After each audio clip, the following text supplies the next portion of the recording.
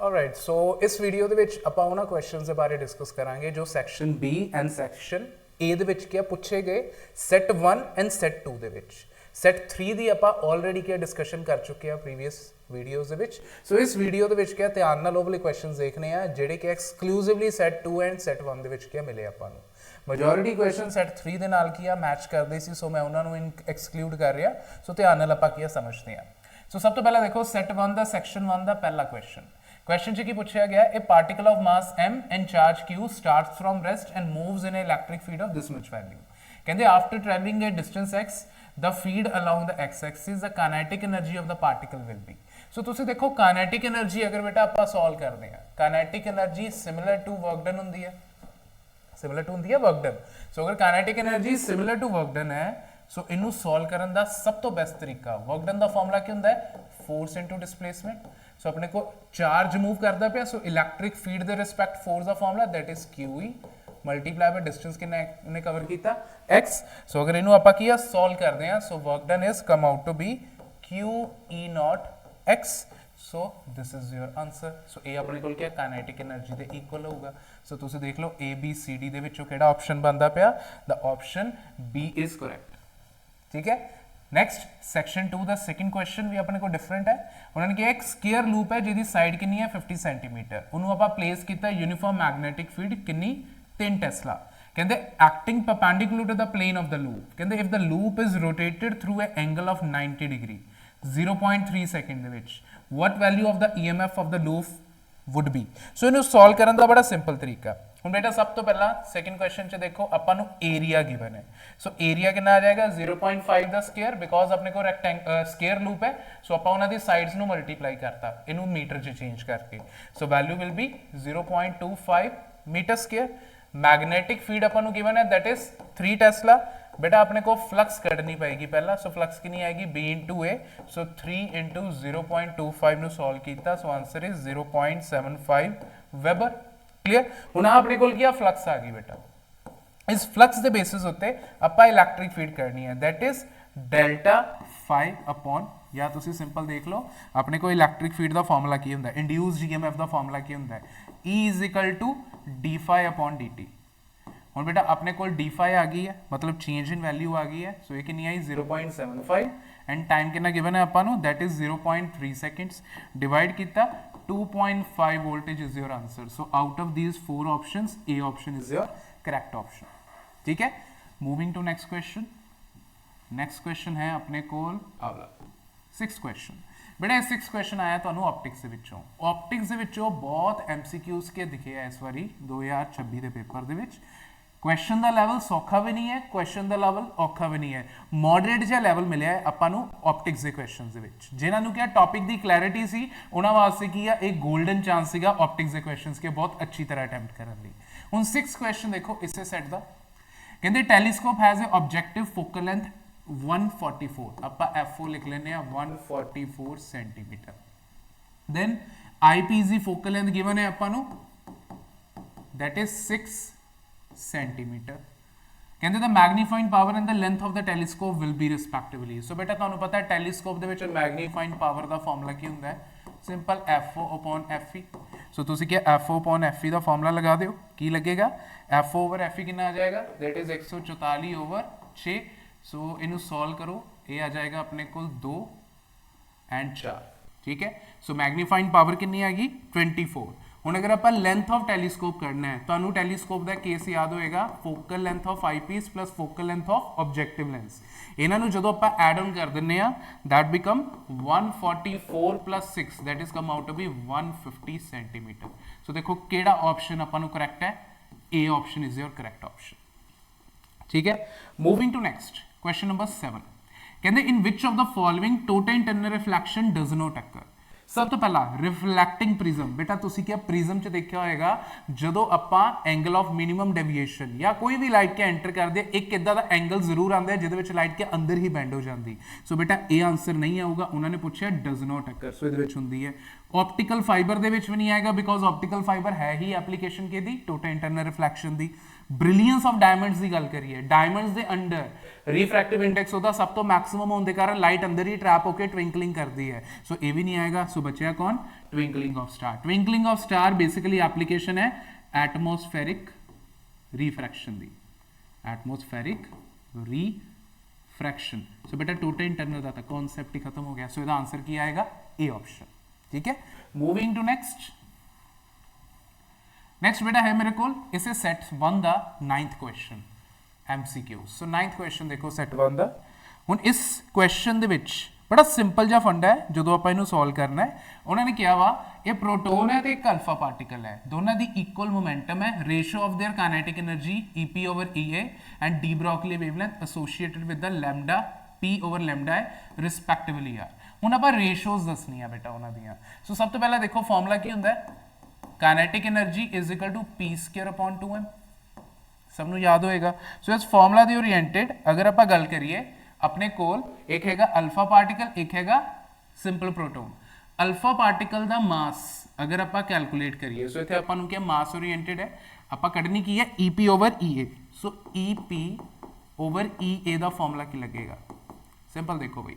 सो momentum दोनों दा same है, मोमेंटम आपां सेम लिख के divide by 2mp divide by P²/2ma।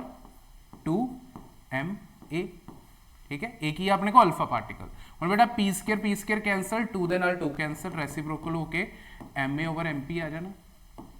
सो बेटा mass of alpha particle is 4 times mass of proton, so 4 times mass of proton. So cancel, मेरे को बेटा EP/EA दी रेशियो कितनी आ जाएगी? 4। सो आउट ऑफ दिस मेरे को EP/EA दी वैल्यू कितनी आई? 4। सो तुसी देखो EP/EA दी वैल्यू 4 है, बाकी सारे 2 है 1 है 1 है। सो ऑप्शन क्या आएगा?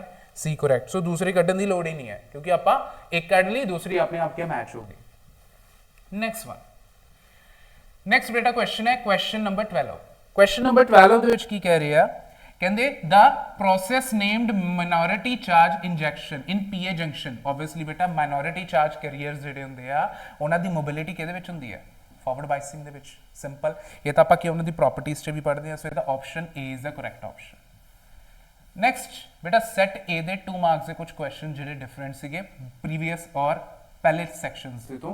हुण तुसीं देखो 18th क्वेश्चन की है, कहते explain why diffraction of sound is more common in daily experience than that of light. So बेटा a little bit conceptual question है। सो ਇਹਦੇ ਵਿੱਚ ਤੁਸੀਂ ਦੱਸਣਾ ਹੈ ਕਿ diffraction of sound commonly daily experience च ਆਪਾਂ ਕਿੱਦਾਂ ਦੇਖਦੇ ਆ। ਹੁਣ एक चीज़ समझनी है, ये एक इंपॉर्टेंट थिंग जी आप कवरअप करते हैं कि जी अपने को वेवलेंथ ऑफ साउंड होंगी है ना बेटा, wavelength of sound approximately 1 metre के करीब होंगी। कितनी होंगी है? 1 मीटर के करीब होंगी। सो कंपैरेटिवली अपने कोल इन्ना ही अगर ऑब्सटैकल का साउंड है, ऑब्सटैकल का साइज है, सॉरी। हुण तुसीं देखो अगर आप रिफ्लैक्शन की गल करिए साउंड की, बेटा अगर छोटी जी ऑब्जेक्ट है ना तो साउंड अपने को ज्यादा है, रिफ्लैक्शन होकर साउंड कभी नहीं सुनेगा। सो एक comparable wavelength of sound as well as object दा साइज ये मैटर करता है। So that is a basic analogous of diffraction pattern. So diffraction of sound नूं तुसीं इस टर्म दे विच एक्सप्लेन कर सकते सी इन पॉइंट्स। नैक्सट ये वाला क्वेश्चन बेटा आप ऑलरेडी डिस्कस कर चुके प्रीवियस लैक्चर प्रीवियस वीडियो दे विच। 20th क्वेश्चन डिफरेंट सी सेट 1 कहते एक पार्टिकल मास m है at rest split up into 2 particles of mass m1 and m2 having non zero velocities. Calculate the ratio of their de Broglie wavelength associated with the 2 particles. So इनू करन दा बड़ा simple तरीका बेटा अपने कोल simple अगर आप गल करिए उन्होंने की किया कि नॉन जीरो वेलोसिटीज जो भी 2 पार्टिकल्स आपस में स्प्लिट करते हैं, तो याद होएगा +1 च आपां क्या कोलिजन का टॉपिक पढ़िया।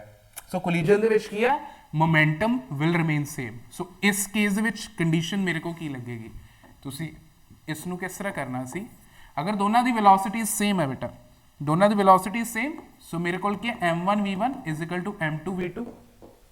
This is a formula. हुण हियर बेटा डी ब्रोगली वेवलेंथ का फॉर्मूला पढ़िया आप h/mv, आ चीज़ पढ़ी है। सो इस केस दे विच अगर मैं गल करा मेरे को m1v1 m2v2 दे की एग्जैक्टली इक्वल है, बिकॉज अपने को क्या मोमेंटम कंजर्वेशन है। अगर मोमेंटम कंजर्वेशन आ रही सो बेटा h तो ऑलरेडी कांस्टेंट है m लैम्डा, और मैं इनू अगर ओपन करा मेरे को लैम्डा 1 कितना आएगा h/m m1v1 एंड लैम्डा 2 के इक्वल आएगा h/m2v2।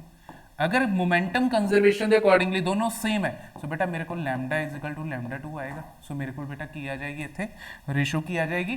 So ratio will be simple 1:1। बहुत ईजी क्वेश्चन सी। Next one, how are charge carriers created in an intrinsic semiconductor. बेटा ਇਹਦੇ ਵਿੱਚ ਤੁਸੀਂ डोपिंग ਦਾ ਕਨਸੈਪਟ ਕੀ ਐਕਸਪਲੇਨ ਕਰਨਾ ਸੀ। डोपिंग ਦਾ ਕਨਸੈਪਟ ਐਕਸਪਲੇਨ ਕਰਕੇ ਇੱਕ ਬਣਾ ਦੇਣਾ ਸੀ ਤੁਸੀਂ p ਟਾਈਪ ਸੈਮੀਕੰਡਕਟਰ एंड एक बनाना सी एन टाइप सैमीकंडक्टर। ठीक है, सो ये ਜਿਹੜੇ ਕਿ ਡੋਪੈਂਟਸ ਯੂਜ਼ ਹੁੰਦੇ ਆ पेंटावैलेंट एंड ट्राइवैलेंट, उन्होंने क्या थोड़ी जी इंट्रोडक्शन दे देनी सी अकॉर्डिंग टू योर मार्क्स। ठीक है, 2 मार्क्स से ज़्यादा भी नहीं लिखना सी, जनरल जिहा तुसी इस चीज़ को एक्सप्लेन करना सी, इससे तुहाडे के फुल मार्क्स मिलने से इस क्वेश्चन। ठीक है, ओके, मूविंग टू नेक्स्ट बेटा अपने को है सैट 2। सैट 2 के कुछ क्वेश्चन आप देखते हैं जिहड़े कि डिफरेंट सीगे। ये सीगा सैट 1 में करता, बाकी section A and section B similar है सैक्शन सी सैट 3 दे नाल, जिहड़ा आपां की प्रीवियस वीडियोज़ दे विच के डिस्कस कीता है।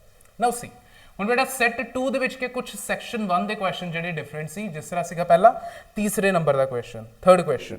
सो थर्ड क्वेश्चन आपां देखदे आ।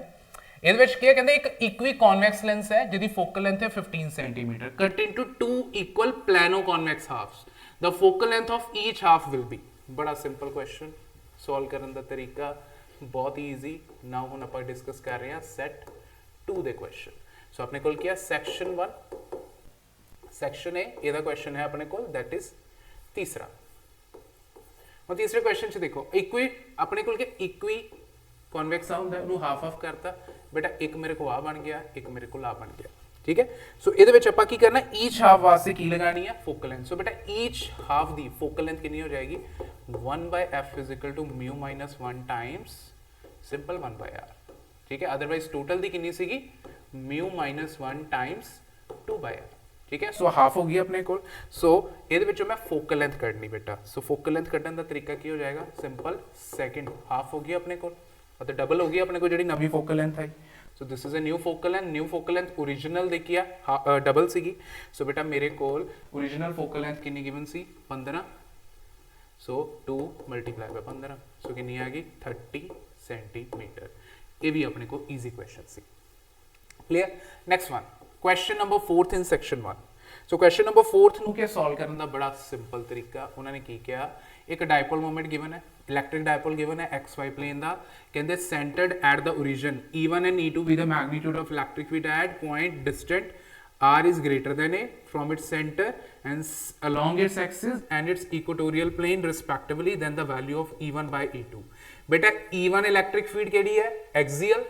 सो इस क्वेश्चन को देखते हैं, E1 इलेक्ट्रिक फील्ड होगी एक्सियल। सो एक्सियल का फॉर्मूला होता है अपने को that is 2p upon 4 pi epsilon naught x the cube and E2 कितनी होगी that is p upon 4 pi epsilon naught x the cube. आई चीज है। हुन बेटा अगर मैं E1 बाय E2 दी रेशियो करनी है सो सिंपल किया जाएगी that is 2p upon 4 pi epsilon naught x the cube divide by simple p upon 2 pi epsilon naught x the cube. So सारी वैल्यूज कैंसिल बेटा, अपने को बचा 2। सो आंसर ਇਹਦਾ ਕੀ ਆਏਗਾ that is C option, that is 2 answer. Clear, easy question सी। Next इसे सेक्शन दा 5th क्वेश्चन सॉल्व करते हैं। सो 5th क्वेश्चन की सी, कहते एक प्लानो कॉन्वेक्स लेंस है, ठीक है, मेड अप ऑफ ग्लास, ਉਹਦਾ रिफ्रैक्टिव इंडेक्स के गिवन है। बेटा याद रखना है किते रिफ्रैक्टिव इंडेक्स n ਦੇ ਨਾਲ डिनोट करते हैं, किते रिफ्रैक्टिव इंडेक्स म्यू ਦੇ ਨਾਲ डिनोट करते, सो कंफ्यूज नहीं होना सी। उन्होंने की किया, has a curved surface whose radius is 40 centimetre. कहते image formed at the object is of the same size as that of object, the distance of the object from the lenses। बहुत ही easy question, इनू करन दा simple तरीका सी बेटा, अपने को एक ही फॉर्मूला लेंस मेकर दा लगना सी that is 1 upon f is equal to mu minus 1 times 1 by कितनी देती है फोकल लेंथ, रेडियस कितना देता है 40, बिकॉज की दिता है प्लानो कॉन्वेक्स। बेटा प्लानो कॉन्वेक्स सिस्टम की हुंदा है, प्लानो कन्वैक्स दे विच क्या जेड़ा कॉन्वैक्स वाला एरिया ओदी फोकल लेंथ दा रेडियस गिवन है, माइनस की हो जाना सीगा प्लेन, प्लेन दा कितनी होंदी फोकल लेंथ इन्फिनिटी।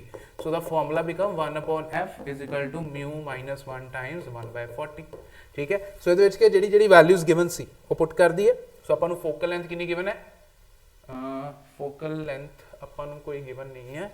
ਸੋ ਇਹਦੇ ਵਿੱਚ ਆਪਾਂ ਪੁੱਟ ਕਰਦੇ ਹਾਂ value that is 1 by F refractive index तुहानू गिवन है 1.5 माइनस 1 एंड इनू अगर आप सॉल्व करिए दैट इज 1 बाय 40 सो बेटा ये 0.5 निकले 1.5 चो अगर आप 1 माइनस कर दिए that is come out to be 0.5 ठीक है सो इनू आप 5 बाय 10 लिख लेने मल्टीप्लाई बाय 1 बाय 40 ठीक है सो 5 दे टेबल ते 40 आंदे आ 8 ते ठीक है सो 1 बाय 80 सो बेटा फोकल लेंथ दा रेसिप्रोकल कीता दैट इज 80 सेंटीमीटर सो अपने को ऑप्शन की आना है option is come out to be like B option that is 80 centimetre clear okay moving to next question now section set 2 ਦੇ ਵਿੱਚ ਕੀ 7th क्वेश्चन देखते हैं 7th क्वेश्चन की कह रहे हैं ना 7th क्वेश्चन देखो सेट 2 ਦਾ ਹੁਣ ਬੇਟਾ ਇਸ क्वेश्चन ਦੇ ਵਿੱਚ ਕੀ ਬੜਾ ਹੀ ਸਿੰਪਲ ਹੈ ਕਹਿੰਦੇ ਇੱਕ ਮੈਗਨੈਟਿਕ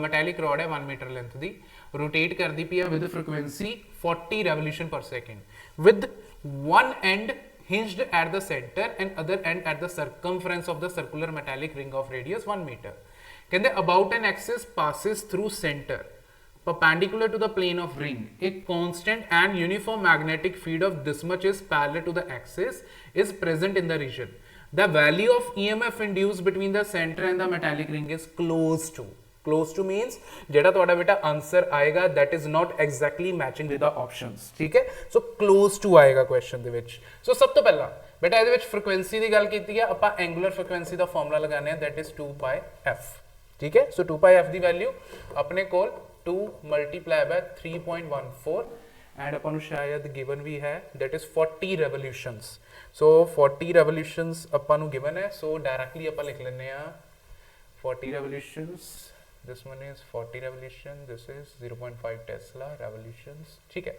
okay so simple है बेटा ਇਹਦੇ ਵਿੱਚ ਕੀ ਦਿੱਤਾ ਹੋਇਆ ਆਪਾਂ ਨੂੰ frequency that is 2 multiplied by f into pi so frequency कितनी given है 40 so कितनी होगी 80 pi frequency f 2s are 80 नाल की लग गया pi नाल ही इलेक्ट्रिक फील्ड दा बेटा ਤੁਹਾਨੂੰ याद होएगा मोशनल EMF ਜਦੋਂ ਕੋਈ ਵੀ ਰੋਡ ਕੀ ਹੈ ਕਿ यूनिफॉर्म मैग्नेटिक फील्ड ਚ ਘੁੰਮਦੀ ਹੈ ਉਹਦੇ ਅਕ੍ਰੋਸ ਇਲੈਕਟ੍ਰਿਕ ਫੀਲਡ ਦਾ ਫਾਰਮੂਲਾ ਕੀ ਬਣਦਾ ਹੁੰਦਾ that is half b omega r square ठीक है सो ਇਹਦੇ ਵਿੱਚ ਕੀ ਵੈਲਿਊਸ ਪੁੱਟ ਕਰੋ half ठीक है मैग्नेटिक फील्ड ਆਪਾਂ ਨੂੰ ਕਿੰਨੀ ਗਿਵਨ ਹੈ that is 0.5 Tesla 0.5 omega the value है 80 into 3.14 and बेटा रेडियस कितना है अपने कोल that is 1 the square where is area that is 1 the square so बेटा इनू सॉल्व करना है पूरा 20 पाई दे करीब अपने कोल आंसर आता है so अगर अपने को 20 पाई दे करीब क्या प्रॉपर आंसर आ रहा that is similar to so 20 multiply by 22 by 7 ठीक है so इनू मल्टीप्लाई कर लो that is 440 divided by 7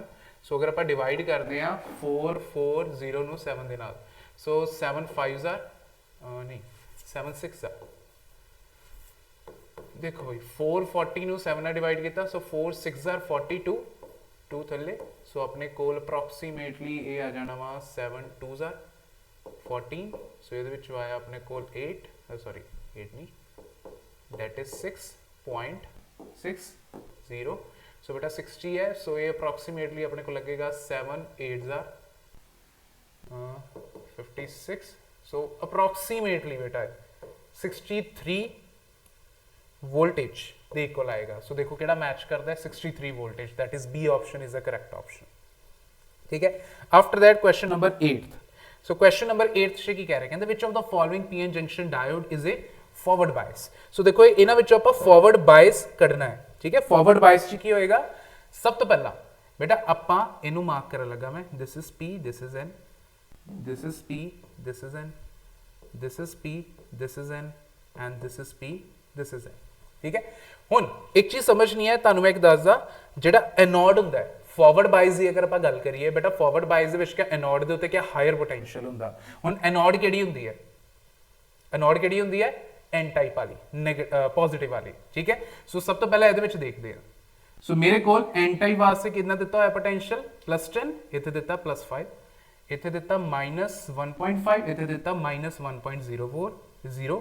wallet ਇੱਥੇ ਦਿੱਤਾ ਹੈ 1 ਵੋਲਟ ਇੱਥੇ ਦਿੱਤਾ ਆਪਾਂ ਨੂੰ 0 ਵੋਲਟ ਹੁਣ ਬੇਟਾ ਆਪਾਂ ਡਿਫਰੈਂਸ ਦੇਖਣਾ ਹੈ ਦੋਨਾਂ ਦੇ ਵਿੱਚ ਕੀ ਆ ਡਿਫਰੈਂਸ ਦੇਖਣਾ ਹੈ ਸੋ ਅਗਰ ਆਪਾਂ ਕੀ ਡਿਫਰੈਂਸ ਨੂੰ ਦੇਖਦੇ ਆ ਸੋ ਫਾਰਵਰਡ ਬਾਇਸ ਦੇ ਵਿੱਚ ਕੀ ਆ ਐਨੋਡ ਦੇ ਉੱਤੇ higher potential out of this ਕਿੱਥੇ ਹੈ ਬੇਟਾ ਪਹਿਲਾਂ ਆ ਤਾਂ ਖਤਮ ਹੀ ਹੋ ਗਿਆ क्योंकि फॉरवर्ड बाइसिंग की गल की है, फॉरवर्ड बाइसिंग आ भी खत्म हो गया क्योंकि P ते N दे नाल माइनस माइनस लगा, इत्थे प्लस प्लस लगा, खत्म। सो बचा किहड़ा कल्ला डी ऑप्शन। सो या तो तुसी क्या पोटेंशियल दी वैल्यू की आपस में कन्वर्ट कर लो या सीधा देखो फॉरवर्ड बाइस की कंडीशन है कि है। सो इहदे विच देखो अपने कोल क्या P N N P, that is a forward bias condition. ठीक है, simple as that. Okay, moving to question number next बेटा question number 11th। So question number 11th की कह रहे हैं, उन्होंने की किया the velocity of the photon emitted from the surface depends upon दी। ਹੁਣ ਜਿਹੜਾ ਕਿ ਫੋਟੋਨਸ ਐਮਿਟ ਹੁੰਦਾ ਵਾ ਸਰਫੇਸ ਦੇ ਉੱਤੋਂ, ਉਹ ਕਿਤੇ ਡਿਪੈਂਡ ਕਰਦਾ ਹੈ ਬੇਟਾ। ਆਪਣੇ ਕੋਲ ਇੱਕ ਫਾਰਮੂਲਾ ਹੁੰਦਾ ਹੈ ਕਾਈਨੈਟਿਕ એનર્ਜੀ h μ - phi। ਠੀਕ ਹੈ, ਆ ਚੀਜ਼ ਹੁੰਦੀ ਹੈ। ਸੋ ਆਪਣੇ ਕੋਲ ਜਿਹੜਾ ਫੋਟੋਨ ਐਮਿਟ ਹੁੰਦਾ ਪਿਆ ਕਿਹਦੇ ਉੱਤੇ ਡਿਪੈਂਡ ਕਰੇਗਾ? ਸਭ ਤੋਂ ਪਹਿਲਾਂ ਕਹਿੰਦੇ ਦਾ wavelength of incident light radiation, no. Intensity of incident light only, no, ਇਹਨਾਂ ਨੇ ਓਨਲੀ ਪਾਤਾ, ਇੱਥੇ ਵੀ ਓਨਲੀ ਪਾਤਾ। Work function of the surface only, no.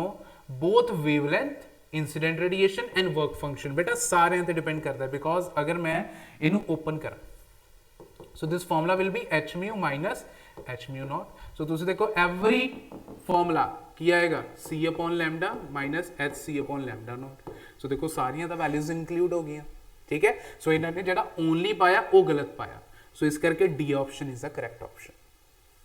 ठीक है, moving to question for set 2 in section B. बेटा फर्स्ट आप कर चुके हो ऑलरेडी, नहीं डिफरेंट है बेटा। 17th क्वेश्चन एक करी देखते आप 17th क्वेश्चन च की कह रहे हैं। So this much question 17th उन्होंने की किया the de Broglie wavelength of neutron having kinetic energy of this much. बेटा मेरे को फॉर्मूला की होंदा lambda is equal to h upon mv and दूसरे पासे काइनेटिक एनर्जी का फॉर्मूला की होंदा p स्क्वायर अपॉन 2m। ठीक है, अगर p स्क्वायर अपॉन 2m है mv स्क्वायर अपॉन 2m आ गया। सो मेरे को सिंपल mv की वैल्यू कितनी आएगी? mv की वैल्यू कितनी आ जानी? That is under the root of 2mk। So मैं mv की जगह के उत्ते lambda is equal to h upon 2mk लगा सकता दी पावर अंडर रूट। सो इन्हां दे विच वैल्यूज लगाई, lambda is equal to h की वैल्यू कितनी है? Planck's constant, 2 mass of neutron लगा दो, काइनेटिक एनर्जी लगा दो। सो ਤੁਹਾਡਾ सिमिलर टू आंसर ਇਹਦਾ आ जाएगा that is come out to be. ਇਹਨੂੰ ਬੇਟਾ ਸੋल्व कर लेना है ਤੁਸੀਂ, ਸਿੰਪਲ ਆ ਵਾਲਾ ਫਾਰਮੂਲਾ ਲੱਗਣਾ ਹੈ ਇਸ ਦੇ ਉੱਤੇ। ਠੀਕ ਹੈ, 17 ਤੇ। ਹੁਣ ਆ ਗਿਆ 18 ਦੇ ਵਿੱਚ ਕੀ ਕਹਿੰਦੇ explain with the help of suitable diagram ਦਾ two important process occurring during the formation of PN junction. ਬੇਟਾ ਪੀਐਨ ਜੰਕਸ਼ਨ ਦੇ ਵਿੱਚ ਕੀ ਦੋ ਇੰਪੋਰਟੈਂਟ ਪ੍ਰੋਸੈਸਸ ਕਿਹੜੇ ਹੁੰਦੇ ਆ? ਸਭ ਤੋਂ ਪਹਿਲਾਂ ਜਿਹੜਾ ਆਪਣੇ ਕੋਲ ਬੈਰੀਅਰ ਫਾਰਮ ਹੁੰਦਾ ਹੈ ਐਂਡ ਉਸ ਬੈਰੀਅਰ ਦੀ ਫਾਰਮੇਸ਼ਨ ਦੇ ਨਾਲ ਤੁਸੀਂ ਇਹਦੇ ਵਿੱਚ ਐਕਸਪਲੇਨ ਕਰ ਸਕਦੇ ਹੋ ਕਿ p type semiconductor and n type semiconductor दी तुसी कंडीशंस लगा दो forward biasing and reverse biasing दी। ठीक है, सो बड़ा सिंपल जो ऐड ऑन करना है, ये बेटा मैं ऑलरेडी तुहानू करवा चुका वा। ऑलराइट, सो बेटा अपने को जेड़ा क्या 19th बी क्वेश्चन है, 19th बी देखो उन्होंने की किया वा एक बैटरी है जिहदी ईएमएफ कितनी है 21 वोल्ट एंड इंटरनल रेजिस्टेंस कितनी है 3 ओम कनैक्ट की हुई है एक रजिस्टर के नाल। कहते if the current in the circuit is 3 ampere find the resistance of the resistor and terminal voltage of the battery. So इनू सॉल्व करने का बड़ा सिंपल तरीका बेटा, सब तो पहला आपां 19th B they given values लिखते हैं। सो गिवन दे विच क्या सब तो पहला आपां नू ईएमएफ गिवन है दैट इज 21 वोल्टेज, नाल दी नाल इंटरनल रेजिस्टेंस गिवन है 3 ओम एंड बेटा करंट कितना गिवन है 3 ampere. Clear. So external resistance करनी है आपां आर दी वैल्यू एंड टर्मिनल वोल्टेज करनी है वी दी वैल्यू। सो करने का तरीका बड़ा सिंपल, फर्स्ट अगर मैं कढ़ना वा करंट की वैल्यू रेजिस्टेंस की वैल्यू, सो बेटा कितनी आएगी?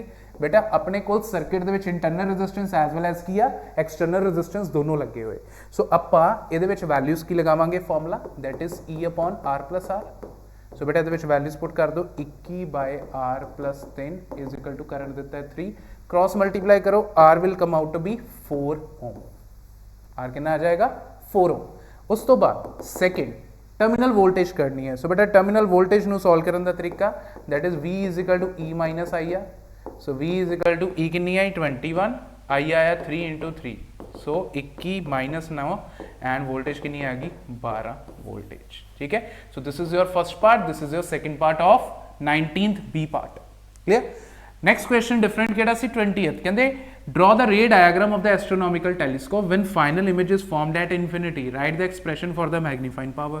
ये बेटा बड़ा सिंपल सीगा, डायग्राम बनानी सी एंड मैग्नीफाइंग पावर दा की है तुसी रिलेशन लिख देना सी, 2 मार्क्स के ਇਹਦੇ ਵਿੱਚ के कवर हो जाने सी। लास्ट क्वेश्चन की explain the term mass defect and binding energy how they are related. ये बेटा मैं ऑलरेडी ਤੁਹਾਨੂੰ किया ਜਿਹੜੀ सैक्शन बी दे विच सैट 3 ਦੀ ਵੀਡੀਓ ਦੇਖੀ ਸੀ ਤੁਸੀਂ ਪ੍ਰੀਵੀਅਸ, ਉਹਦੇ ਵਿੱਚ ਮੈਂ ਐਕਸਪਲੇਨ ਕਰ ਚੁੱਕਾ ਕੁਐਸਚਨ। ਠੀਕ ਹੈ, ਸੋ ਇਹ ਸੀਗਾ ਤੁਹਾਡਾ complete set 1 set 2 set 3 the section A and section B the total video. ठीक है, 21st क्वेश्चंस। ठीक है, so all the very best for the next exams. अगर तुसी इस एग्जाम्स दे विच क्या कुछ गलतियां कीतियां मिस्टेक्स कीतियां लेट गो कर दो, हुण अपने नेक्स्ट पेपर दे उत्ते की फोकस करो। So all the very best on the behalf of CBC। Thank you so much.